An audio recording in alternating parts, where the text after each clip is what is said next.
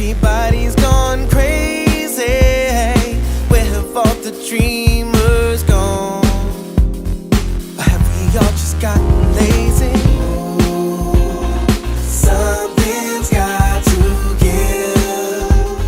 There won't be much life left to live. Please send a sign from up above. And if I gotta choose, I choose love. I choose love. I choose love. No one's gonna make me hate. I choose love. I choose love. No one's gonna take that away. Ooh, something strange is in the air. Seems that everybody's changing, and I can't find no faith anywhere. Seems it's been replaced with raging. Something's got to give. There won't be much life left to live. Please send a sign from up above. And if I gotta choose, I choose love. I choose love. I choose love. No one's gonna make me hate. I choose love. I choose love. No one's gonna take that away. No one can take that from me. I see what I choose to see. Reality is what you make it. So why would I ever choose hatred? I choose love. I choose love.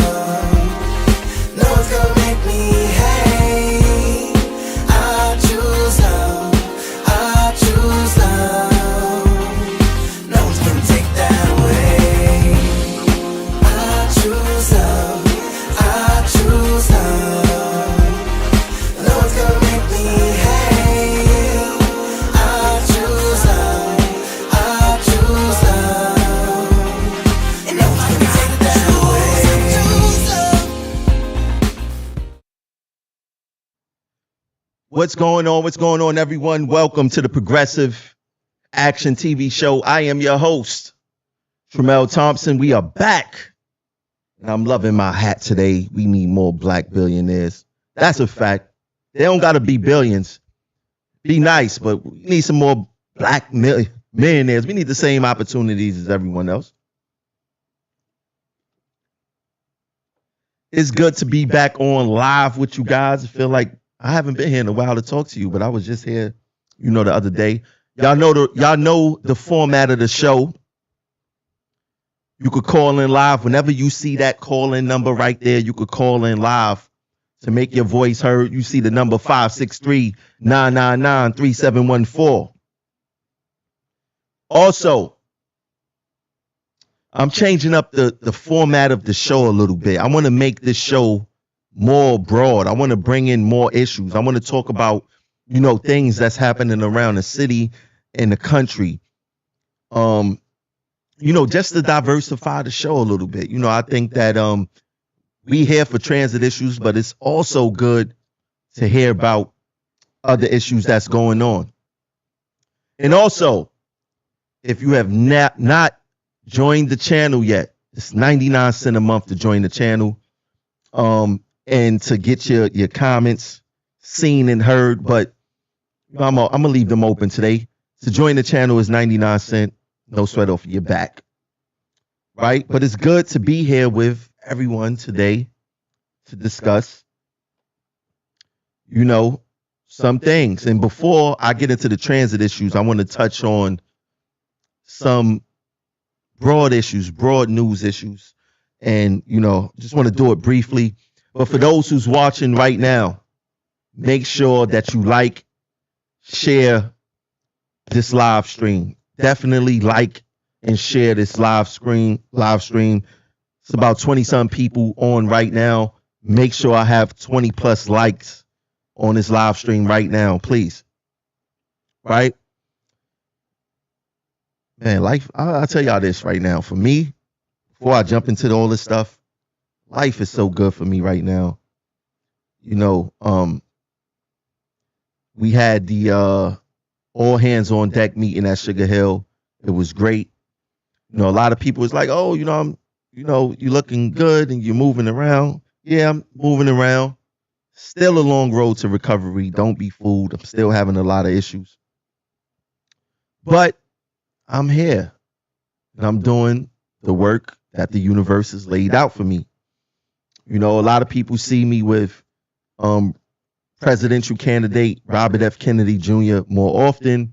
You will see a lot more of me with him as I navigate these territories and get a better understanding of what's going on in the world. You know, it feels good to be a part of presidential election, right? Seat at the table, opinion being valued, great team, knowledgeable, geniuses, experts in their fields. So the things that I learned over there, which I'm fortunate to be a part of that team, the things that I learned over there, I'm also going to bring over here to Progressive Action so we all could benefit. You know, it ain't no fun if only I could benefit. But I want to get into this news story real quick. Chanel Lewis, let me fix this a little bit. Let me just fix it a little bit. Chanel Lewis conviction for killing Queens jogger Karina Vetrano should be scrapped over racial dragnet lawyers.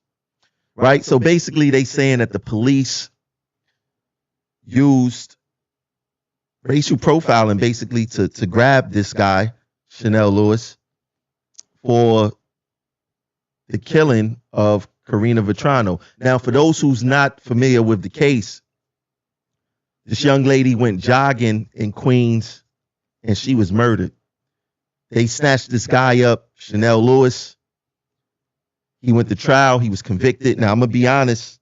These are just my opinions, my thoughts, mine's only. I don't think that he did it.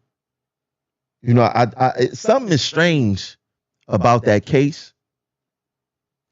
And it just didn't never sit well with me, even though he was convicted of the crime. Something about that case did not sit well with me. And I think that some things is going to unravel within these next few months regarding this case. So this is something for those who was following this case when it was in the headlines. It's something to be paying attention to, because I'm sure going to be paying attention to the case, right? But yeah, something is strange with that, and I don't get it. Next thing I want to touch on. Oh, check this out. You know, we today I'm gonna teach you guys how to hold your union reps accountable, but I want to point something out to you guys regarding the contract also. But speaking of contracts, UPS workers approved 5-year contract putting seal on negotiations that threaten deliveries. Now, unless you've been living under a rock, UPS workers is making a whole bunch of money now. It is said that they will be making up to $170,000 a year. And that is dramatically more, significantly more than what transit workers make, right? Now, look at that headline. They threaten deliveries. That means people wouldn't be getting their packages. They use their power, their collective power, to get the raises that they felt that they needed. And in my opinion, their raises, their fight, holding their bosses and managers accountable, they did a better job than what we did over here at TWU Local 100. You know, it's very hard to get the contracts that you deserve when you have a union leadership who's in bed with management. And they act like that. They try to disguise it and act like that we don't see what's going on. No, we see exactly what's going on. We're being sold out. We have a lot of power collectively that we do not use. And we seen it, this contract, it was purposely not used because our union administration is in bed with management. But when you have union leadership who's not in bed with management, you get results like what the UPS workers got and other unions across the country. We seen what they got in Boston, especially when it comes to addressing retention, bonuses of $7,500 for new hires, right? Nothing here regarding that when it comes to transit workers, right? And this is done. And what I think that the MTA, they're going to shoot themselves in the foot, and they're already feeling the effects of it now. By not retaining employees, they're going to create a gap in the system here where the people who's going to be suffering are the customers and the employees. The customers are going to suffer from a lack of service, people to actually move the equipment. The employees are going to suffer by when passengers are waiting a long time, passengers get angry, they take it out upon us. We're going to be working harder, less breaks, less chances to eat food, less chances to use the bathroom. Everything is going to be about service, and it's going to put a strain on the workforce. And when you put a strain on the workforce mentally and physically, we tend to take more sick days off. We tend to get sick more. Things start happening. And I personally don't think that the powers that be in the MTA care about retention because it's not affecting them. And they do not see or hear.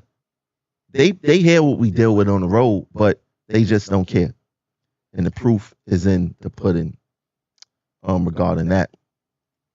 Now, for those who just tuning in, like I said, please make sure that you like, share, and subscribe to the channel. Also, the phone lines are open, 563-999-3714.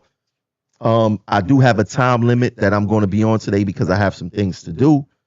But I definitely want to hear from y'all if y'all feel like calling in, right? So the next thing that I want to get into is I want to get into this right here. I think that we need to touch on this topic. Transit workers are the unsung heroes of the rescue and recovery story, but that is changing now. Thanks to the cooperation and efforts of Local 100 museum leadership and staff, Local 100 President Davis said transit workers will be represented in the September 11th memorial. Let me ask y'all guys a serious question. Of all the things that this union can be championing, they want to champion that, right? All the things that they could be creating awareness, like getting transit workers in the museum. Is that on the top of y'all priority list? Symbolism? Hey, we got you in the museum. You're great. Everything is great. We got you in the museum. Is that really what's on transit workers' mind? I mean, maybe I don't understand. But is that on the list that really get us going? That, hey, we in the museum now. There's nothing else that this union can be discussing. Like lobbying politicians for better assault bills.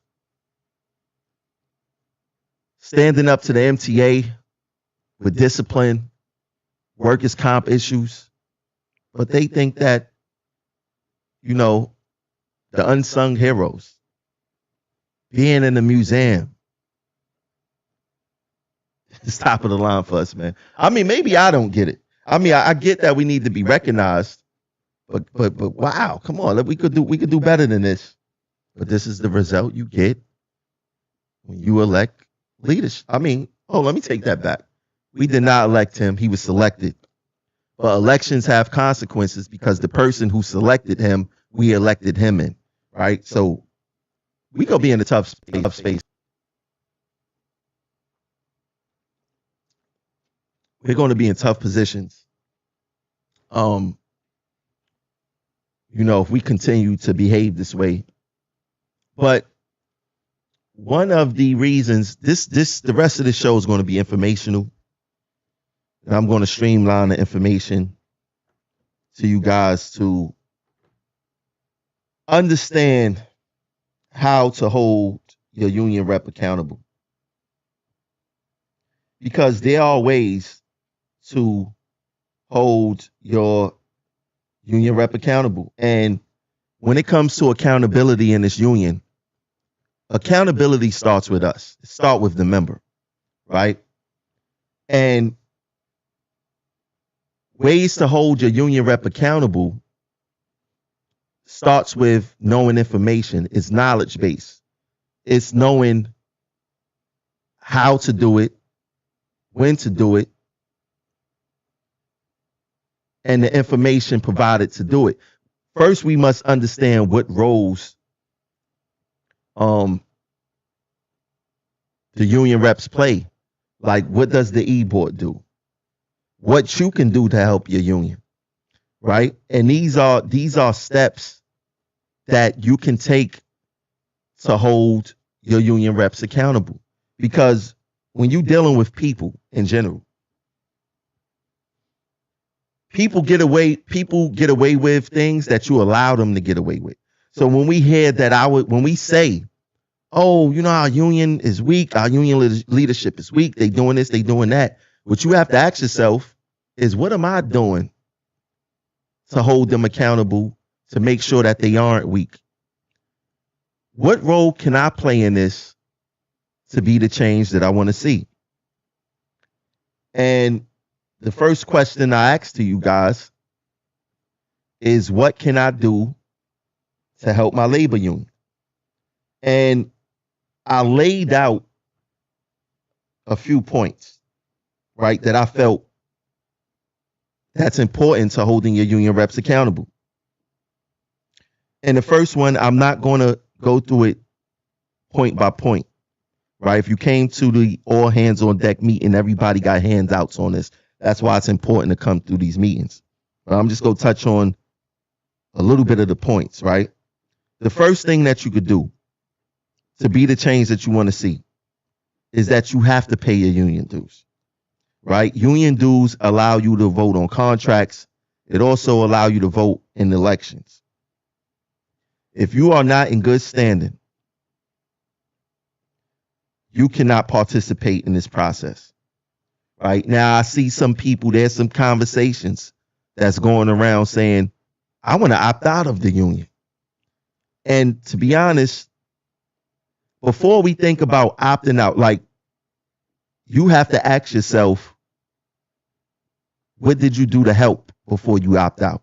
Right? Like, for me, if Tremel Thompson wants to opt out of the union, I have legitimate reasons to say why I am. And the reasons, my reasons may not be for your reasons, and vice versa. But for me, I participated in this union to the highest degree, right? This union is wildly corrupt. And I don't think that they are going to change until you hurt them financially. And ironically, hurting them financially actually hurts us back. But sometimes I think that you have to go that measure to see that change, to get them on the right track. They're not going to change until they see something financially harming them. And it will be a stain on their legacy if people opt out of the union up under their leadership. Maybe they don't even care. I don't even see Richie Davis caring. He's a man that's about himself, and that's it. But moving right along, the second thing that you could do is attend union meetings. You cannot hold your union reps accountable if you don't go to union meetings.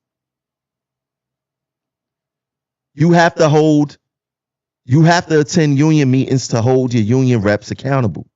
There is no other way to do it. There's absolutely no other way to do it. Third way is get involved in union campaigns. When I say that there's no bystanders in this, there's no bystanders. Whether you're siding with the incumbents, the Stand United Union Administration, whether you're siding with Progressive Action, and I don't know whatever other type of factions are out there, you must be on somebody's side. You cannot be neutral. You must agree with something or partly or whatever, but you must be a part of those campaigns. And not only election campaigns, but you must be a part of campaigns of going to lobby day. You must be a part of campaigns, anything regarding the union to make us a day better, right? Volunteering your time goes along with that. That's the third thing, right? Being an active member. We must be active in our union. If you don't want to be active in your union, if you don't want to do none of these things, you might as well be a part of corporate America. There's no reason for you to be paying union dues, giving away your money for free, if you don't see yourself being active, volunteering your time, getting involved with union campaigns, attending union meetings, and things of that nature. Another thing you could do to help your labor union is talk to your coworkers about the union and why it's important.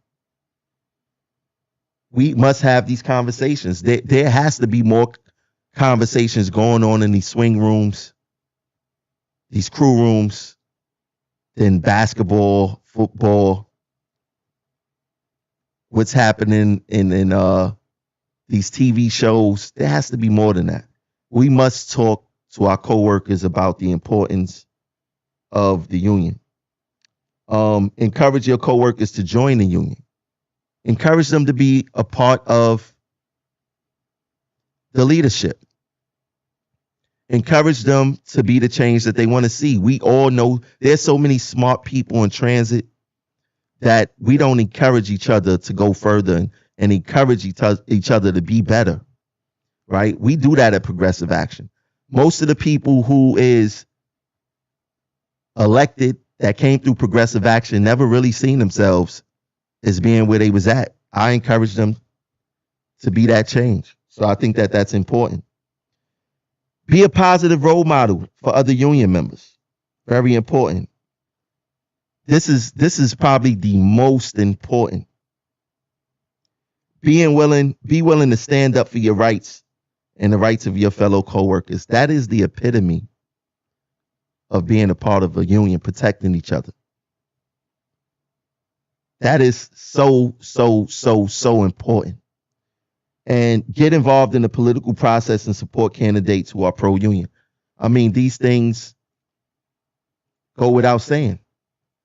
These things go without saying, right? So that's what you could do to help your labor union.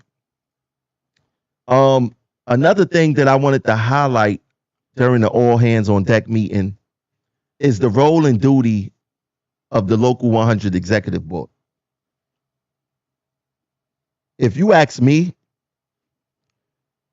that's where our biggest failure lies at. The people who are elected who don't represent the members' best interest at large, right? And I'm going to explain to everyone what the role and duty of the executive board is. Matter of fact, let me just throw it on the screen. Give you guys a better understanding. Let y'all see it, right? That's why we got this show. So, as you see, the role and duty of the Local 100 Executive Board. The Union Executive Board, they are the governing body of the labor union. They are responsible for seeing the union's day-to-day operations, implementing its policies, and representing the union's interests to employers and other organizations. The executive board is typically made up of elected officers, such as the president, vice president, secretary, treasurer, and other elected officials. The size and composition of the executive board varies from union to union. The specific duties of the executive board are determined by the union's constitution and bylaws. However, some common duties include setting the union's policies and priorities, approving the union's budget, representing the union in negotiations with employers, administering the union's contracts, overseeing the union's finances, investigating complaints from members, disciplining members who violate the union's rules, electing or appointing other union officials, set the agenda for union meetings, oversee the union staff, approve expenditures, establish committees and task force, plan union events, communicate with members, represent the union to the public. Now, what I'm going to say about this, right? The executive board in Local 100, the biggest failure. The biggest failure, right? The union executive board, they do not set the union's policies and priorities. They do not approve the budget. So when you see Richie Davis releasing his family and friends and the budget goes up, he don't answer to them because the union e-board do not approve the budget, right? They don't oversee the finances.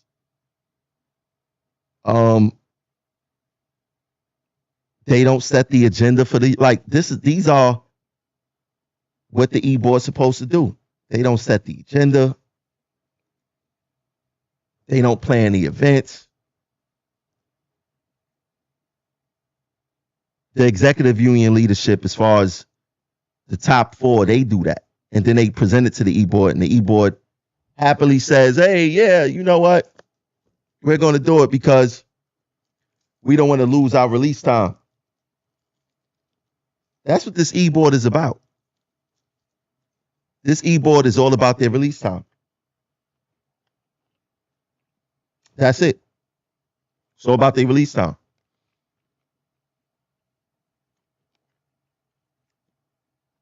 The e-board is supposed to be beholden to the members. The e-board is supposed to be the middlemen and women between the actual members and the executive leadership. The e-board is supposed to have the members' best interests. We are their constituents.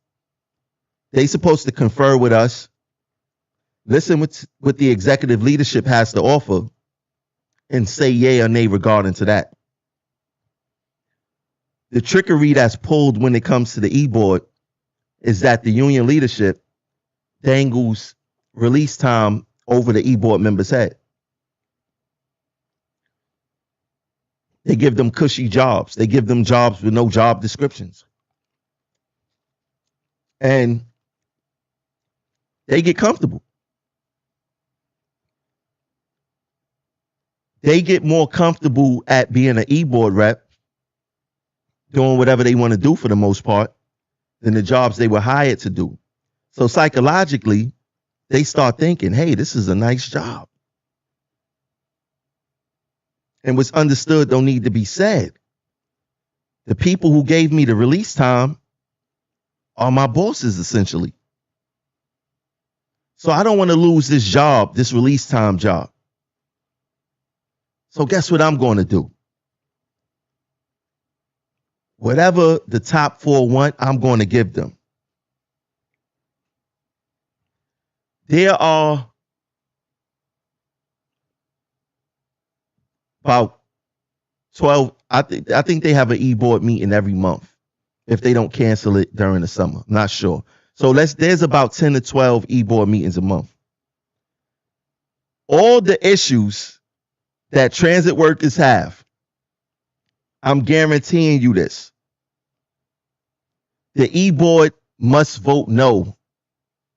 There's probably about, and I'm saying this is a stretch, maybe like 10 no votes the whole year during the entire e-board. And there's about 40 something e-board members, I believe, maybe 50, and only 10 throughout the whole year regarding pressing issues. That should be alarming to you. That should be something that say, hey, something does not sound right here or look right. And that's one of the biggest problems that we have regarding the e-board. The e-board members are not beholden to the members. They are beholden to the leadership, the people who control their release time. And like I said, that is a major, major, major issue. Major issue. And back to us holding people accountable, we got to start holding our e-board reps accountable. And when it comes to the strategy of us getting this poor contract, when it comes to the strategy of how this union is being pioneered as a whole, it starts with the e-board. And I'm going to tell you why. The members at large did not vote Richie Davis in for president. But you know who did? The e-board. The e-board voted him in without questioning him, without asking him what are his specific plans for each department. They didn't ask him for they didn't ask what his goals were to lead us forward. They didn't ask him nothing. What happened was they said, we're appointing Richie Davis for president. And we're going to take a vote. And they took a vote. They voted yes. See, and they were smart enough to know that Richie Davis had enough support on the e-board anyway for it to go through. And it wasn't support because they feel like he's great, he's intelligent, he's smart, he's doing wonderful things or did wonderful things in his department. It's just that they was all beholden to that past president. And if they were to say no, they would have been punished. And their punishment is them going back to the job that they was hired for. This is how comfortable people get in these union positions, these cushy union positions. This is what they do. And as a result, the people who suffer is us. We are the ones who suffer.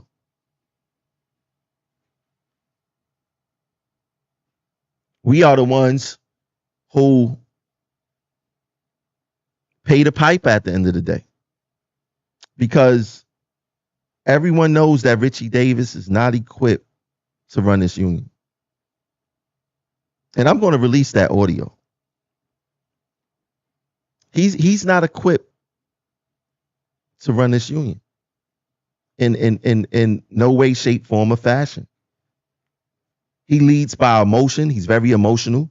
You can't be the president and be emotional and jump at every damn little thing. He's too emotional. He's very vindictive. Doesn't speak well. Don't know the issues. And that's what we should not be looking for in a leader here.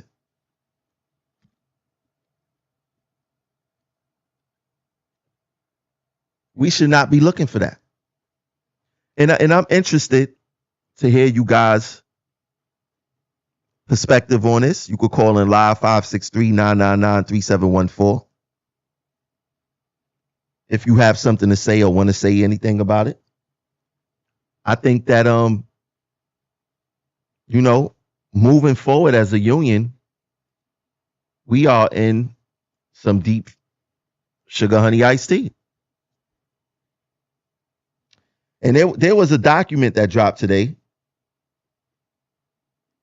talking about the contract implementation timetable. Now, this is the problem that I have when it comes to implementing a contract.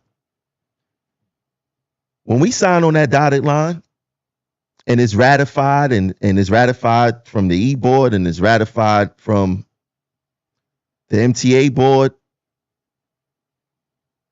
those implementations need to take effect immediately. And I want to show you guys the trickery, the technology regarding this. When it comes to some of the items on that was negotiated during our contract, we will not see things immediately. For an example, the retro payment will be made in December. The retro pay will be made in December. Some people will look at that as a savings, right? The new higher pay rate on a paycheck will be seen in December. Those raises need to be made immediately, because you want to know what? When it's done in December, that's another year lost. It's another year lost, because our contract was the new year start the next month. Even if it's retro, guess what happened? That check is going to be crushed by taxes. Right? That's what's going to happen. The essential worker bonus at the end of next month. Wow. Why is that?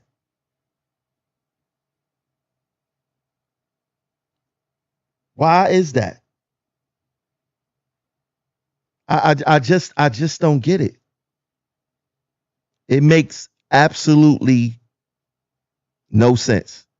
If the maternity and paternity leave can be in effect now, so can everything else. But you want to know what?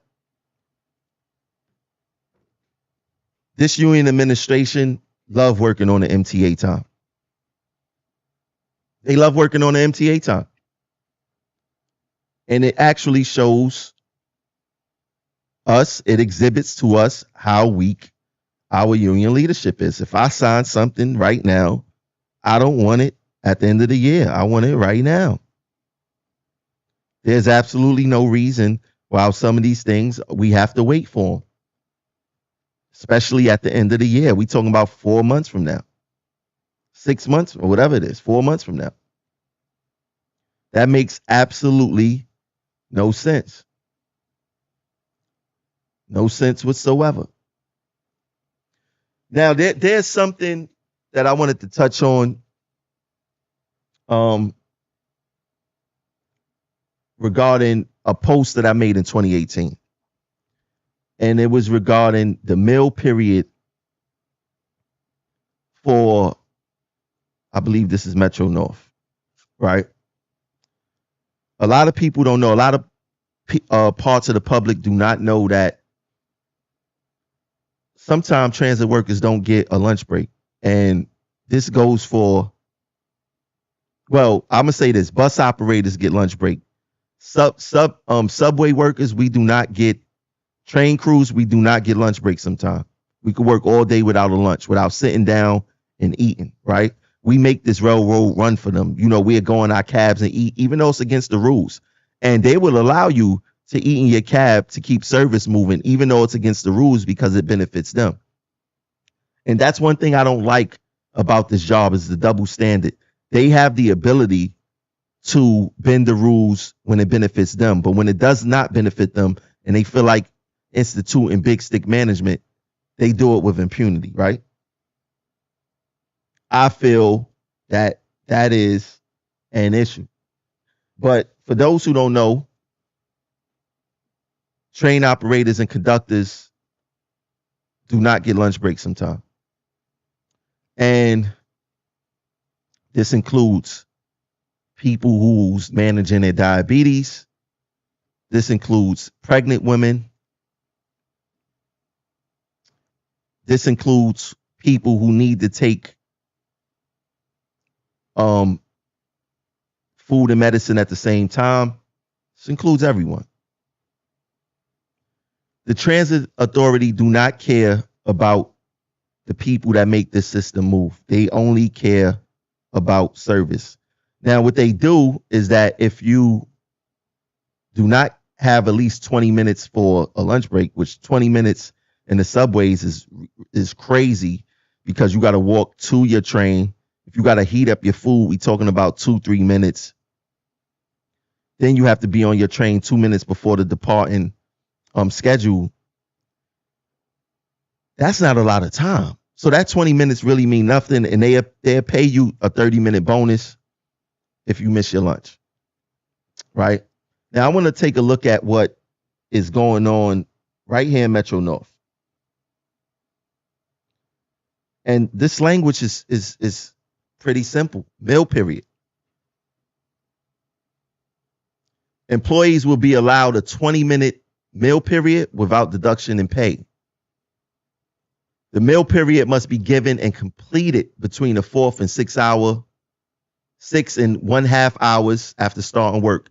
In the event conditions do not allow the meal period to be taken between the 4th and 6 and 1/2 hours after starting work, the employees will be paid an additional 45 minutes at the straight time rate and will be allowed a 20-minute meal period as soon as conditions permit. I need to touch on that. We need to discuss this because what is the excuse for Metro North workers to get a superior lunch break than we will get in New York City Transit subways? I would like to know, how does that work? 45 minutes, we get 30 minutes. Is it because we have bad union representation, bad leadership? Is it because of the makeup of New York City Transit versus Metro North? What is the true reason behind it? Right? And on top of that, they will still get afforded a 20-minute break. And I would like to know why. And that 20-minute break is contingent on the conditions. And what I could say about the conditions is that they headways is not like ours. Right? We have a more strenuous headway, which means that our trains run more frequently than the service over there. Right? What's the reason why they get a superior lunch break and they ensure that they get lunch versus us? I want to know. You know, we could definitely look at our leadership. Those issues were not addressed during this contract, which is the big issue. Definitely a big issue. But why? You know, a lot of people do not like to talk about race, but when you look at society as a whole and you look at where Black people are the most, and when you look at white people are the less, and when you look at white people are the most and Black people are the less, you could see systemic similarities in the demographics of these makeups when it comes to certain things, right? Being a part of being a part of a presidential campaign and traveling and reading different things, you start to see like, wow, Bed-Stuy, Brooklyn is no different than other Black communities around the country. When you look at transit, the Black part of the agency, which is New York City Transit,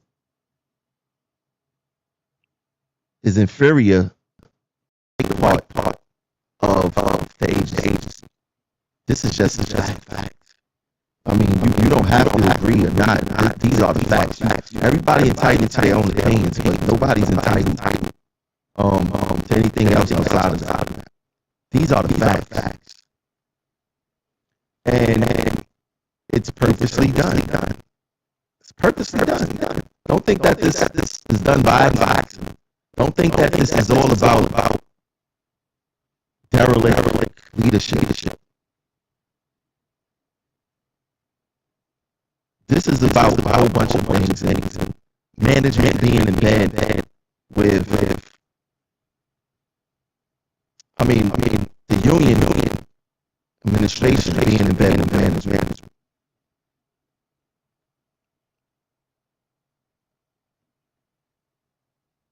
And it bothers me so much that I know members see what's going on. I know y'all see what's going on. Why do we continue to remain silent on these injustices? Why do we not say or do anything to fight? A lot of this stuff is common sense. Yes. A lot of it is knowledge-based also. But to see why the demographic differences between the agencies and the way that we're being treated doesn't take rocket science. It does not take rocket science. Somebody said my audio bad. Let me see. Yeah. It is for some reason. Hold on. Let me see why that's like. I want to know what's going on with this because my other audio was cracking too. Let me see something real quick.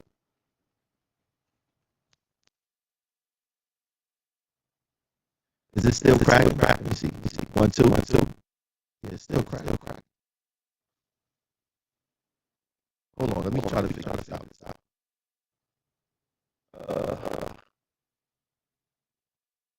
Let me see. 1, 2. 1, 2. Yeah, I don't know why they're cracking. Maybe I need to end this live. But I noticed that happened with my other systems too. Maybe it's the powers that be that's doing this.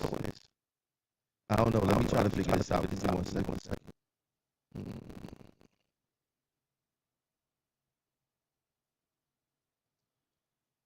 1, 2. Yeah, it is cracking. Hold on. Let me try to switch. Give me 1 second.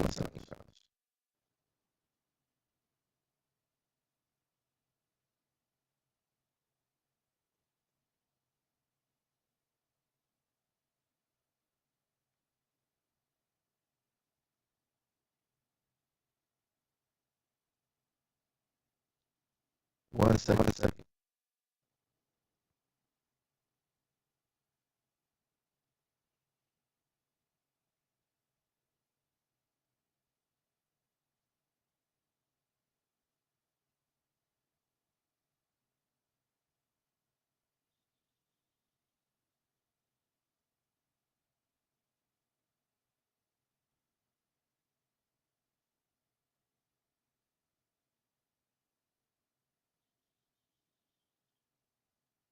I can't find my microphone. I do hear it too. You know what? I'm gonna leave this live right here. I'll catch you guys later.